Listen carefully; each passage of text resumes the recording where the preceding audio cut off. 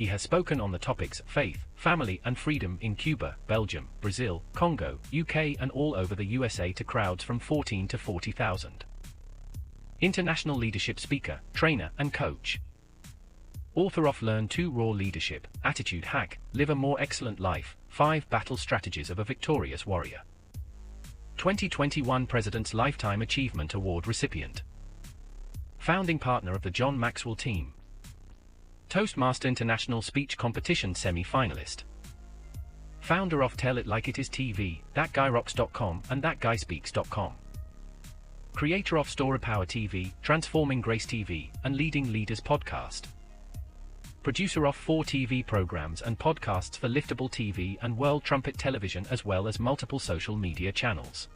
Please help me welcome J Loren Norris.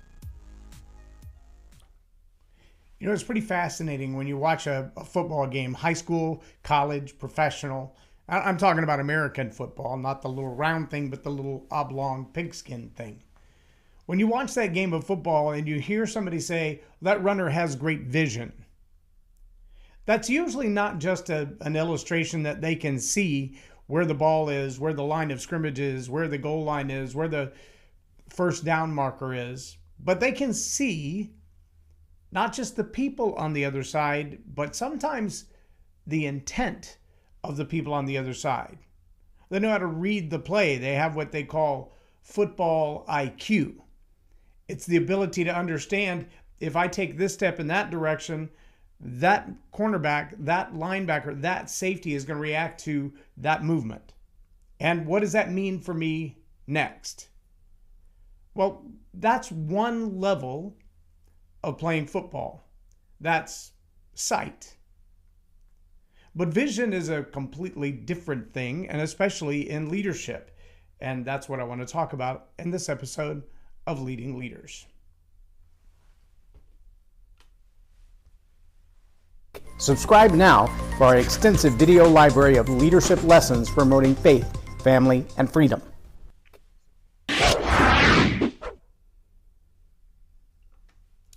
I'm J Loren Norris with Leading Leaders Podcast. And I can tell you for a long time I've been watching and listening and learning and studying this concept of the word vision. Vision is that driving force that helps you to establish the goals in your business, the goals in your life, maybe even the goals in your relationship. Without a vision for what it's supposed to be, some look further down the road on the horizon as to what life will one day be. Without that, there's not even a roadmap to get you from point A to point B. In fact, without a vision, there's really not even a point B. I might be brave enough to say, without a vision, there's not a point. Because your vision should be driven by your passions and your purposes. Why do you do what you do? Why do you get out of bed in the morning? Why do you go to work? Why do you go to work? Why do you earn money to pay off a house, to pay off a car, to pay off student loans? Why did you do that in the first place? The point of all of it, the why behind all of it, that's really about the vision. What does it look like when it's complete? What picture do you see in your head of that destination? Now, I've read a lot of books on vision. I think Jack Canfield's Success Principles probably is the best one. But you've heard all the exercises. Imagine yourself cruising down the highway in a red convertible. Your hair is blowing in the wind. You feel the sensation of the sea salt on your face as you drive down the Pacific Coast Highway. Your heart is pounding with the exhilaration of accelerating through the curves and slowing down when they're too dangerous and passing other cars. And your passenger is just enthralled with your exciting drive. And all of the emotions are being stirred up in the picture that you're painting in your head. And all of that's great. What does it want you to do as a result of that vision? Well, drive down the highway in a red convertible, obviously, is what's compelling you. It's what's leading you emotionally to that moment. But what's the difference between that and a really good set of VR goggles? Have you ever put on VR goggles? Or I remember when we took our kids to Disney decades ago that we sat in the little container. Literally, it was a container like a spaceship capsule or something, where everything around us was video screen. And the machine would move like we were on a roller coaster. And in this particular machine, you got to create your own roller coaster. Would it have loops? Would it have dips? Would it have high clickety-click climbs and then rapid falls? And you got to design that on your own. And I did it with my kids inside this silly little thing. And we had some of the most boring roller coasters you've ever seen in your life and a couple that were a little hairy. But see, inside that little box, there was zero chance of us falling out of the seat because we forgot to latch our buckles. There was zero chance that in that loop-de-loop we were going to flip upside down and somebody was going to throw up on our head from the other side of the circle. None of those things were possible because the little capsule was virtual reality. Oh, in our sight, in our minds, and even in our bodies, the movement left and right and up and down and the speed changes and the G-forces and all of these things that the body responded to imaginarily in relationship to our sight, they changed. They were dramatic. But see, you can't build a future like that. Augmented reality and virtual reality might give us some insight into what it could be, but that's just a tool. That's not really a vision. One of the challenges we have in this world of leadership is really being able to craft a vision into an executable plan with goals. Something that drives and motivates us and compels our team to act, to do, to serve, to perform, to produce. That's what the vision is designed for. That's what the vision is supposed to do. But if it's lacking vision or lacking the purpose, it's lacking the passion, it's lacking the motivation, then it really is nothing but another painted mind picture, right? So how do we get beyond describing what we see with our eyes and begin to develop what we have to see first with our heart? How do we move from the first level to the next level? How do we move into that, as some would say, third dimension?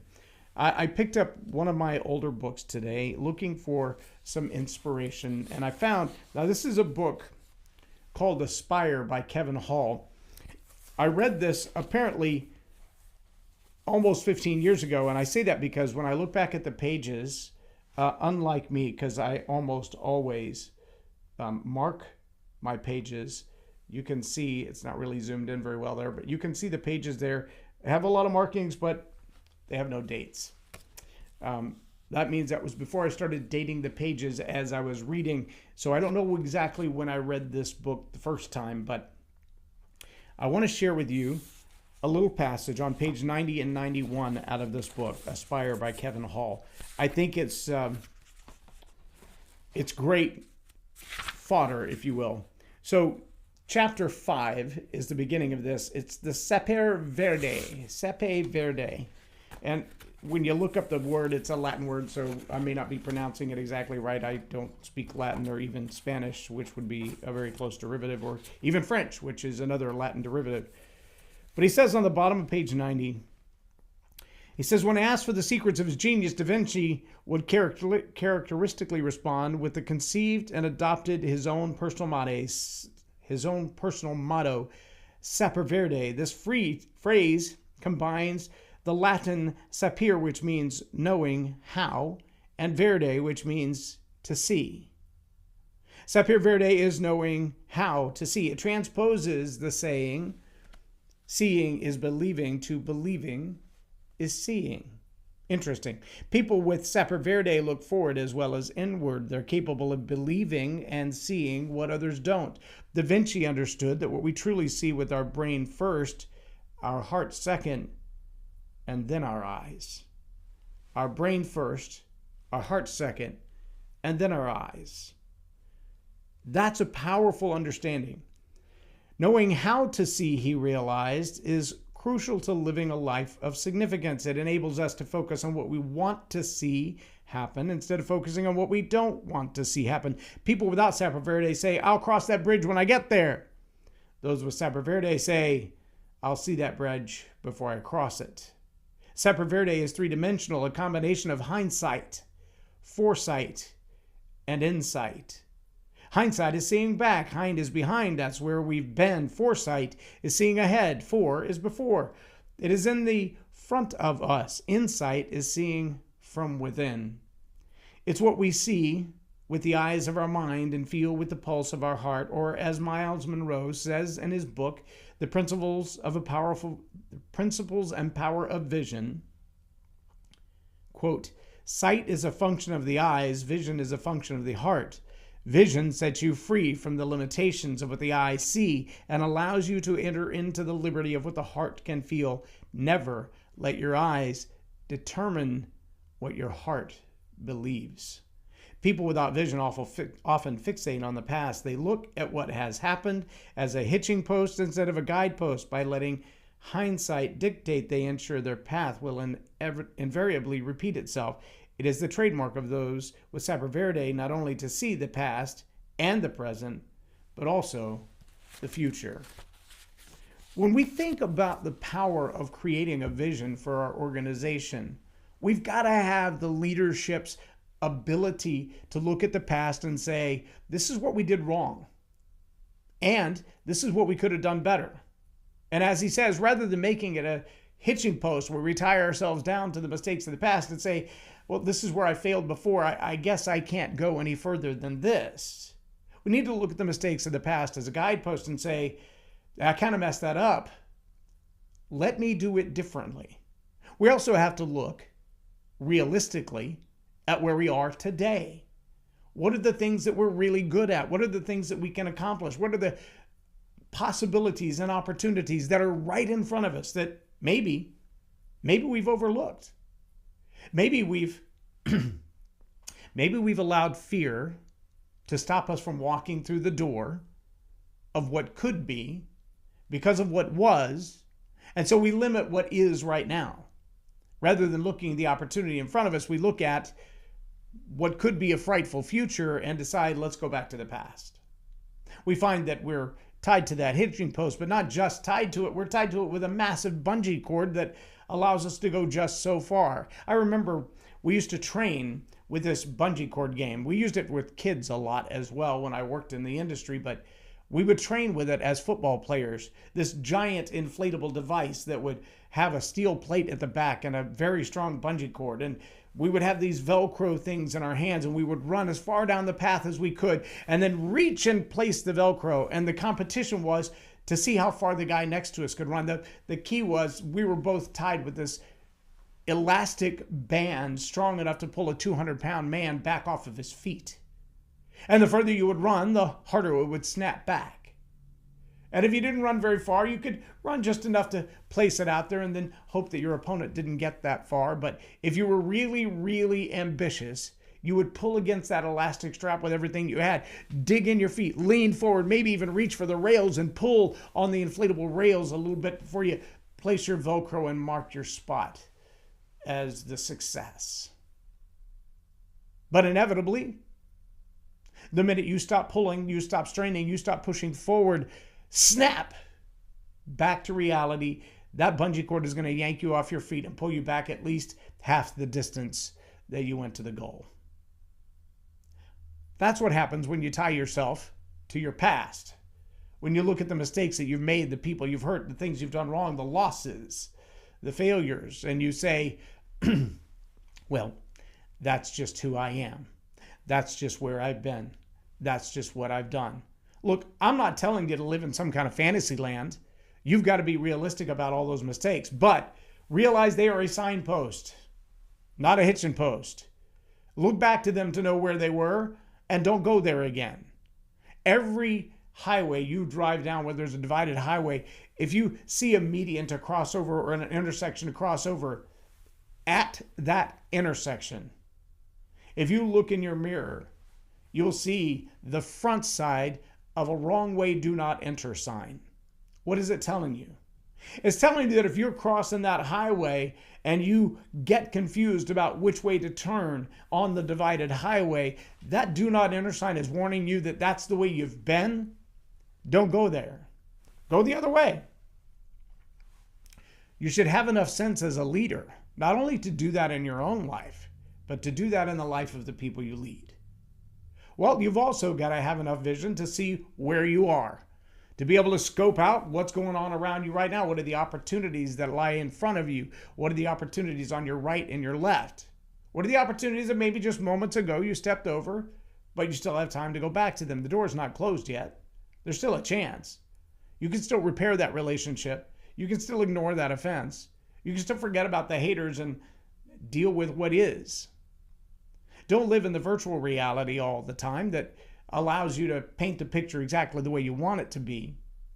There are people even today who are coming out of college with $250,000 in college loan debt, living in this fantasy land that has been painted for them by so many who sold them their college loan debt, that once you get that college degree, everything in the world is hunky-dory. You think you're making money now, just wait till you get that degree. I know many of them that have the $50,000, $200,000, $500,000 of college loans, and they're still trying to figure out how to pay them back. They're making good money, $100K a year. It's a good check. Barely covers the mortgage and the student loan together. I mean, they're making better than the guy who just dropped out of high school, unless he's, I don't know, Bill Gates, Elon Musk, Steve Jobs.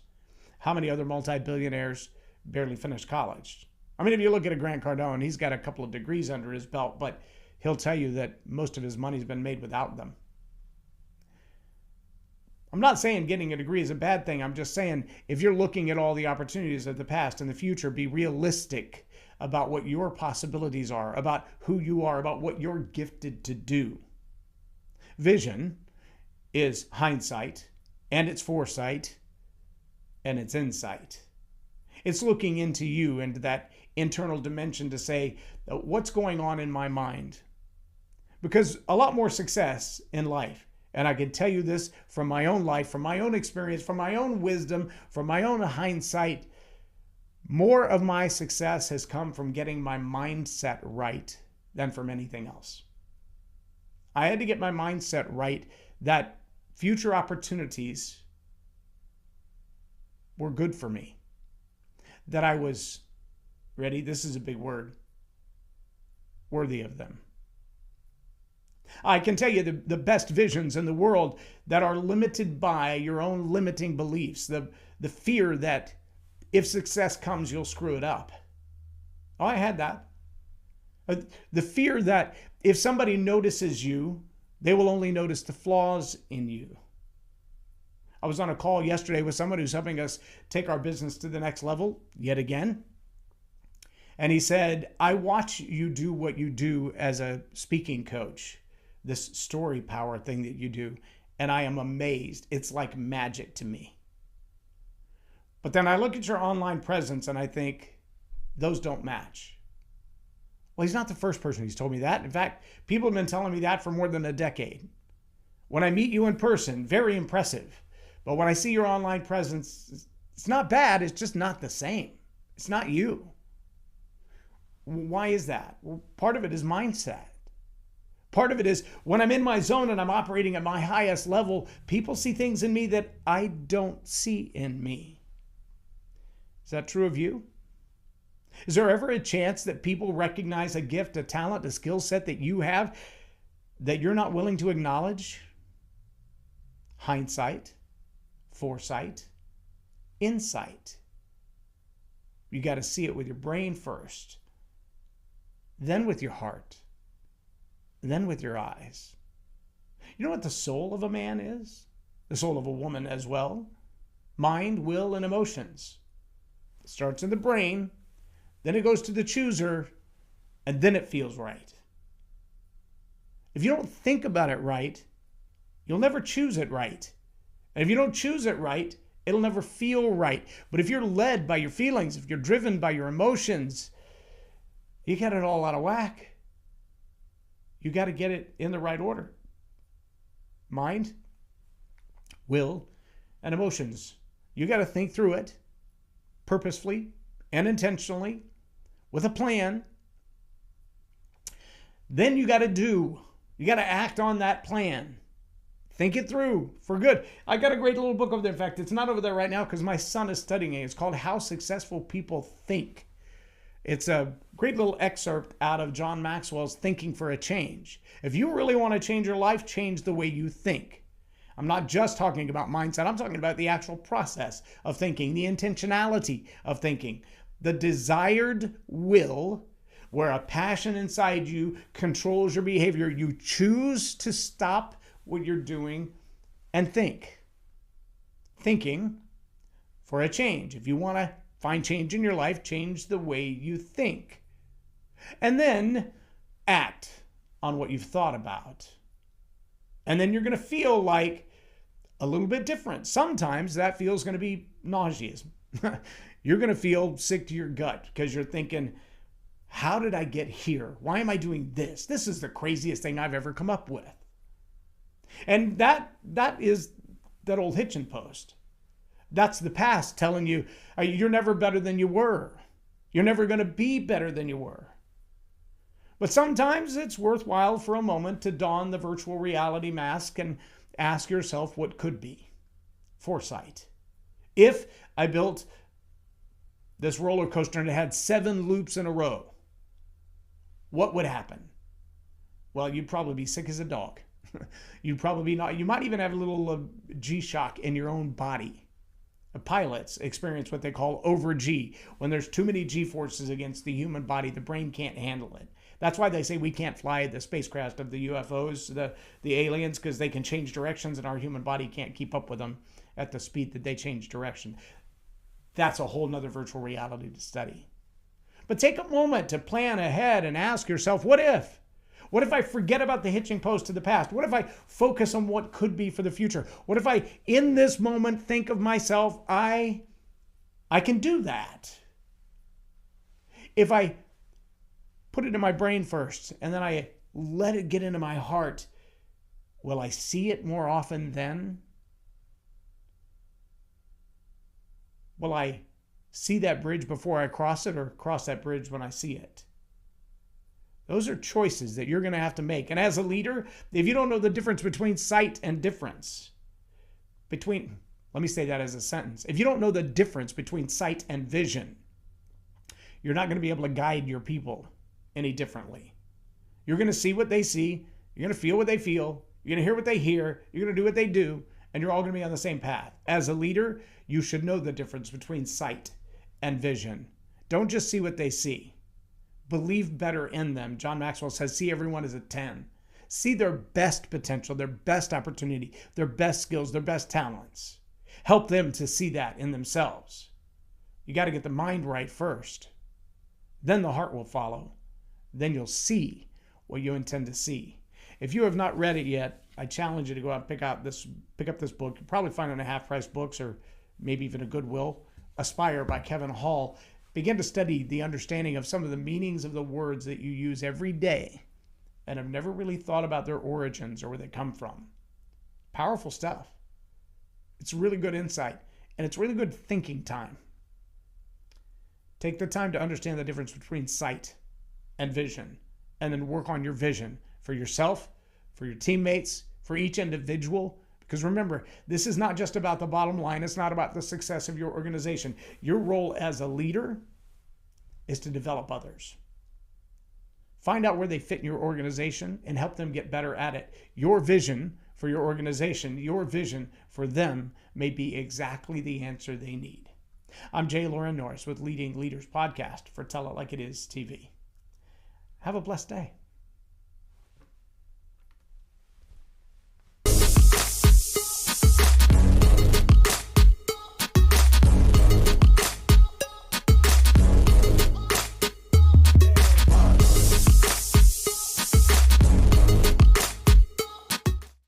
Loren is a master teacher on storytelling, and I learned so much. I'm really going to have to sit down and go back through everything, and I think I might have to have some more coffees with Loren, but it was totally worth my time, and I really highly recommend it if you're looking to grow your ministry, grow your business, grow your career.